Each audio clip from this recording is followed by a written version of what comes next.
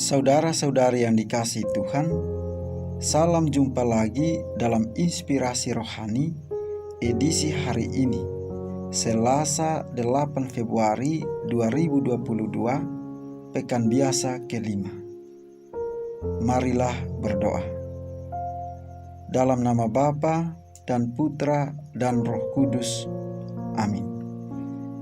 Saudara-saudari yang dikasihi Tuhan, inspirasi rohani hari ini diambil dari Injil Markus bab 7 ayat 1 sampai dengan 13. Pada suatu hari, serombongan orang Farisi dan beberapa ahli Taurat dari Yerusalem datang menemui Yesus. Mereka melihat beberapa murid Yesus makan dengan tangan najis, yaitu dengan tangan yang tidak dibasuh. Sebab orang-orang Farisi, seperti orang-orang Yahudi lainnya, tidak makan tanpa membasuh tangan lebih dahulu, karena mereka berpegang pada adat istiadat nenek moyang. Dan kalau pulang dari pasar, mereka juga tidak makan kalau tidak lebih dahulu membersihkan dirinya. Banyak warisan lain yang mereka pegang, umpamanya hal mencuci cawan, kendi, dan perkakas tembaga. Karena itu, orang-orang Farisi dan ahli-ahli Taurat itu bertanya kepada Yesus, "Mengapa murid-muridmu tidak mematuhi adat istiadat nenek moyang kita? Mengapa mereka makan dengan tangan najis?"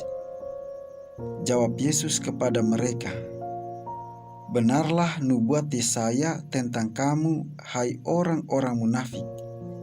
Sebab ada tertulis, bangsa ini memuliakan aku dengan bibirnya, padahal hatinya jauh daripadaku.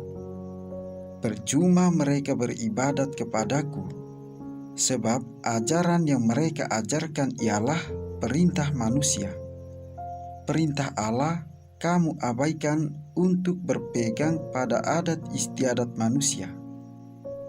Yesus berkata kepada mereka, "Sungguh pandai kamu mengesampingkan perintah Allah, supaya kamu dapat memelihara adat istiadatmu sendiri.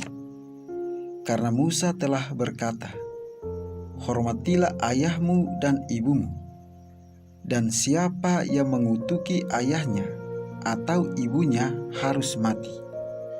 Tetapi kamu berkata, kalau seorang berkata kepada bapa atau ibunya, 'Apa yang ada padaku yang dapat dipergunakan untuk pemeliharaanmu, sudah digunakan untuk kurban, yaitu persembahan kepada Allah,' maka kamu membiarkan dia untuk tidak lagi berbuat sesuatu pun bagi bapa atau ibunya. Dengan demikian, sabda Allah kamu nyatakan tidak berlaku demi adat istiadat yang kamu ikuti itu. Dan banyak hal lain seperti itu yang kamu lakukan." Demikianlah sabda Tuhan. Saudara-saudari yang dikasihi Tuhan, sejak bangun tidur hingga tidur lagi, kita mempunyai banyak sekali kesibukan. Ada yang bekerja, ada yang belajar, dan melakukan hal-hal lain. Hampir seluruh hari kita habiskan untuk menjalani rutinitas harian kita. Memang demikianlah manusia. Rutinitas dan aktivitas itulah yang menjadikan kita sungguh-sungguh manusia.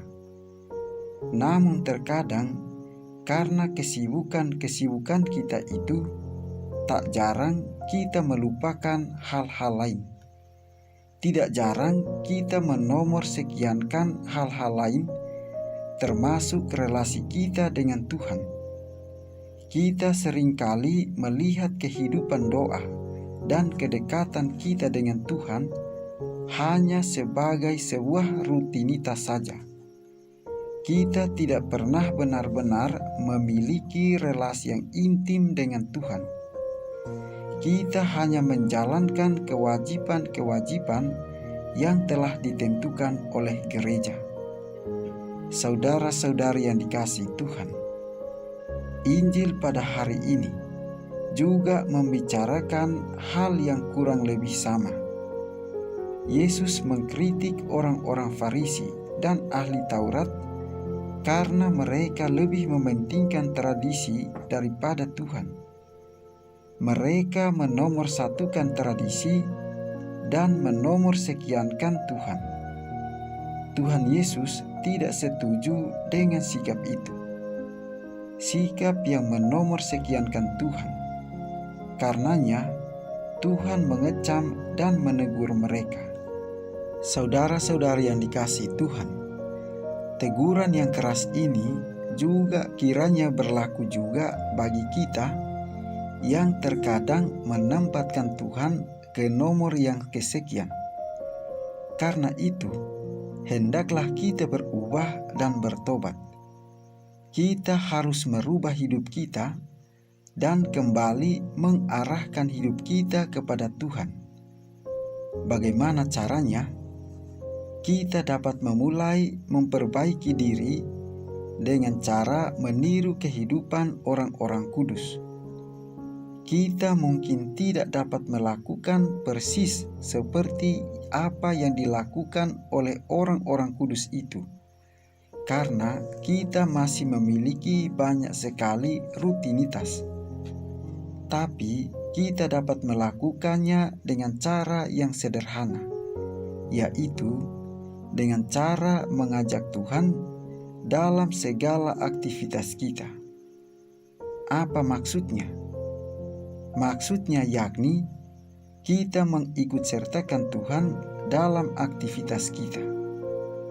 Bagaimana caranya? Kita dapat memulainya dengan cara berdoa sebelum melakukan aktivitas. Misalnya, memohon berkat Tuhan pada saat bangun pagi, saat akan berangkat kerja, saat akan ke sekolah, dan tentunya dalam kegiatan-kegiatan lain. Dengan cara yang sederhana seperti ini, kita sudah menjadikan Tuhan nomor satu dalam kehidupan kita. Saudara-saudari yang dikasihi Tuhan, dalam hal prinsip, Yesus tidak pernah kompromi. Bagi Yesus, sikap terhadap Allah harus diutamakan dan bukan peraturan manusiawi, apalagi peraturan yang membuat kita mengabaikan Tuhan dan sesama. Tidak jarang terjadi bahwa demi peraturan ada manusia yang dikorbankan. Dalam kehidupan harian, kita sering menemukan berbagai aturan yang mencekik dan lebih berat daripada aturan Allah sendiri. Akibatnya, banyak penderitaan dan ketidakadilan karena peraturan yang menindas itu. Saudara-saudari yang dikasihi Tuhan, sebagai orang Kristen, kita dipanggil untuk berani mengutamakan Allah. Ada banyak kesempatan yang bisa digunakan untuk membagikan kasih Allah, dan kita harus berani melawan arus dunia yang selalu berlawanan dengan arus kasih Allah itu. Kita tidak perlu takut jika ada aturan yang menghalangi kasih Allah. Inilah saatnya bagi kita untuk menyebarkan dan mewujudkan perintah Allah, yakni membagi kasih ilahi yang kita miliki kepada orang lain. Marilah berdoa. Allah Bapa Maha Mulia, semoga kami Kau penuhi kebijaksanaan bila mendengarkan sabda Yesus Putramu. Semoga kata dan karya kami memancarkan kedamaian yang selalu membahagiakan dunia. Sebab Dialah Tuhan dan pengantara kami yang bersama dengan Dikau dalam persatuan Roh Kudus hidup dan berkuasa sepanjang segala masa. Amin.